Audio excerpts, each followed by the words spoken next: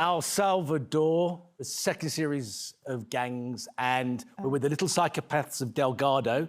Nice bunch. Chucho, who is the leader, likes walking around in a vest, carrying his AK-47. His wife is in prison, and while she's there, she ends up murdering an opposing gang member, and we have to go and visit her in prison. But the day before we go, Marta, my favourite director, who's far braver than any of the cameraman, the sound man and me, who are bitching all the time, goes into the female prison the day before, and she comes back and she says, look, they'll allow us in, we can meet Chucho's wife.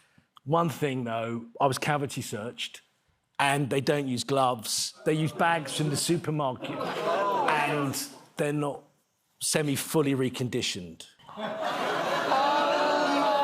So we're all lined up, and the cameraman and the sound men are really bitching now because they know what's about to happen to them. So I go in and I go, right, let's do this. Kicks down, pants down, in front of these two prison guards, and they're looking at me. We do dance? Are we going to do this or not? You know, I position myself for entry. He goes, Senor Kemp, we only cavity search the women. And it occurs to me that they've been bitching a lot. They don't know what's happened inside this room. Oh, yeah. Here we go. As I walk through the door, hobbling, I turn to the cameraman and the sound man and go, absolutely fine. Got very big fingers.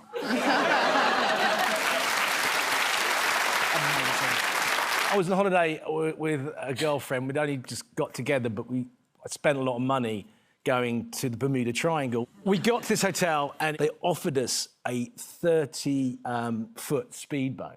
But before we left, they warned us. They said, look, you've got to be really careful because you can't see the tide going out. It's so shallow. You know, you beach the boat. That happened to an Italian couple. They didn't get close at night. It gets very cold here at night once the sun goes down. And sadly, they died. So I'm like, no, it's not going to happen. Trust me, I know what I'm doing. Not a clue what I'm doing. So we get there, and I think I've moored this boat far enough away from the beach. So we paddle onto the island. There's no one about. It's idyllic. We have a couple of glasses of rum. We have a bit of a kiss and cuddle. We fall asleep under a palm tree. This is perfect. We wake up. The sun's going down. It's turning a little chillier. And let's get on the boat. Let's go back to the hotel. Boat stuck.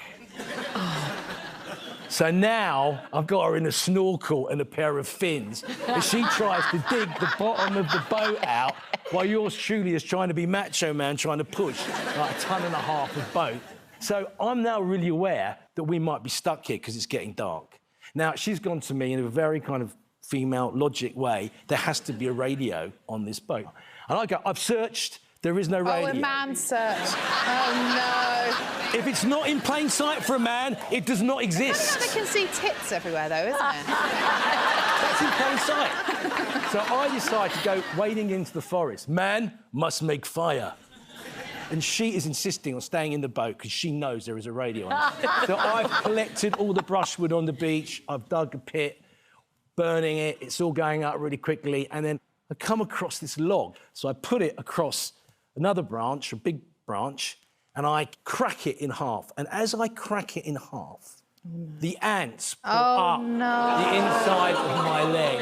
They go straight into my jocks, straight around my ring, on the end of the willy, around my testicles, and just have a field day. So I come screaming out of the forest, dive in the sea, and this slick of ants, like an oil slick, comes up. I come through it to hear... Mayday, mayday. We're stuck here. We can see you. Are you the fuckers that have burned down our sacred island? No. Whoa, I'm sorry, the gong's coming out. 1986, and used to hang around like South Kensington, which was a melting pot for lots of different people. There were lots of what were called Sloanes in those days. I met this posh girl, and then she said, I think you should come home, back to Hereford, to meet family. So we go there, and her dad picks us up in his Range Rover. And I quickly work out that he doesn't like me. She's not that keen. Her mother is not that keen on the thing that's just walked through the door. I've got blonde quiff, highlights. I think I might have been wearing leg warmers, something like that. Fame had just happened. She said, I'm going to go for a ride. And I was, OK. And she said, why didn't you muck out while I'm gone? So I kind of helped muck out the stables. And her dad, he said, why are you going out with my daughter? I mean, you're not really suited, are you? And I was like, well, I'm prepared to muck out the pee and the poo. And then I was asked to whitewash the walls of one of the outbuildings. I'm like tap dancing lovey. And then he said, oh, there's a couple of tiles loose on the other outbuilding. Would you mind, you know, coming and helping me? He just stood there and smoked a cigar and held the ladder while I was up there nailing in slate. You're joking. So when he got to that night, I said, well, obviously, Mummy and Daddy don't want you coming into the house. What? So I slept in an outbuilding. Whoa. So the next morning, I say, this isn't going well. And she said, no, it's not going well, is it? And I said, no, I want to go. She said, well, my father will have to drive you to the station.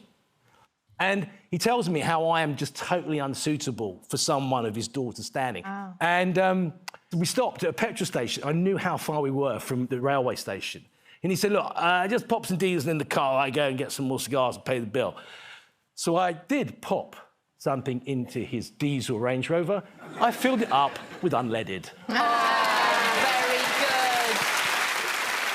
very good. Brilliant.